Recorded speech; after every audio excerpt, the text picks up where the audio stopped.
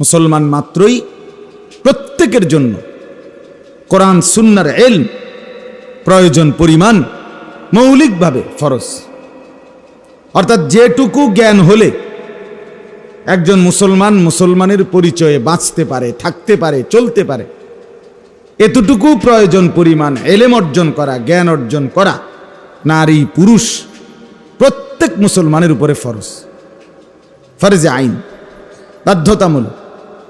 আপনি ছোটবেলায় পড়ছেন না না পড়ছেন এটা দেখার বিষয়, যে যখন এটা শুনছেন বুঝছেন তখন থেকেই তার উদ্যোগ নেওয়া ফরজ। হযরত আবু বকর সিদ্দিক রাদিয়াল্লাহু তাআলা আনহু তিনি যখন ইসলাম গ্রহণ করেছেন, কালেমা পড়ছেন নবীজির হাতে, তখন উনার বয়স হলো 38 বছর। তাইলে উনি কোরআন শরীফ শুদ্ধ করছে, ওযু নামাজ শুরু করছে যখন উনার বয়স ছিল 12 বছর। এই সময়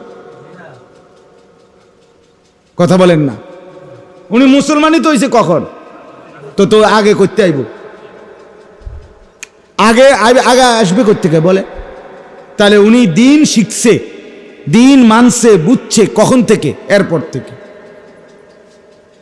নবীজি সাল্লাল্লাহু আলাইহি সাল্লামের চাচা আব্বাস রাদিয়াল্লাহু তাআলা আনহু, আপন চাচা, উনি নবী সাল্লাল্লাহু আলাইহি ওয়াসাল্লামের হাতে কালেমা পড়ছেন মক্কা বিজয়ের আগে।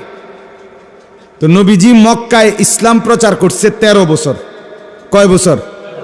তাহলে নবীজির ইসলামের দাওয়াত শুরু হয়েছে 40 বছর বয়সে। তাহলে 40 আর মক্কার 13 কত হইল?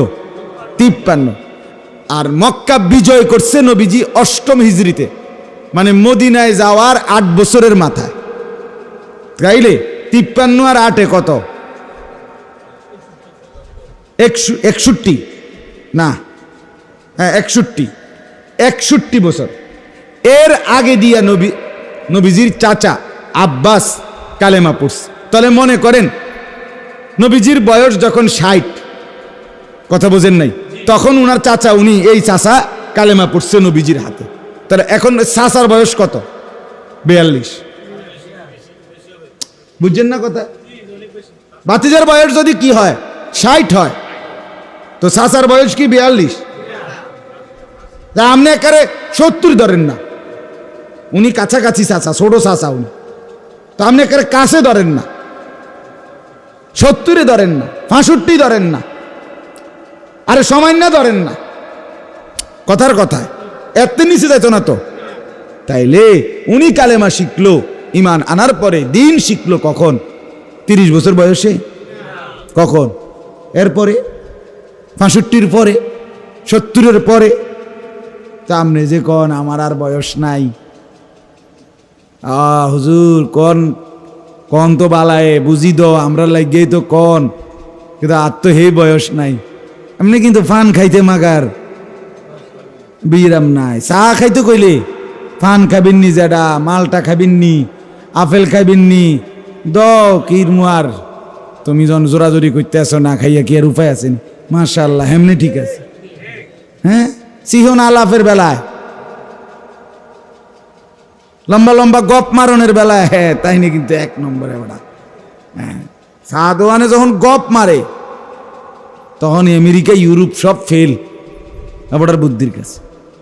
অথচ কোরআন সুন্নাহর কথা বললে, ওযু নামাজের কথা বললে, সূরা কেরাত ঠিক করার কথা বলে না, হুজুর বয়স নাই, বয়স নাই। তো তখন আপনি বয়স নাই, বাচ্চা রয়েছেন, আপনি আসেন, আপনি মরবেন না, আপনি মরেন না কেন?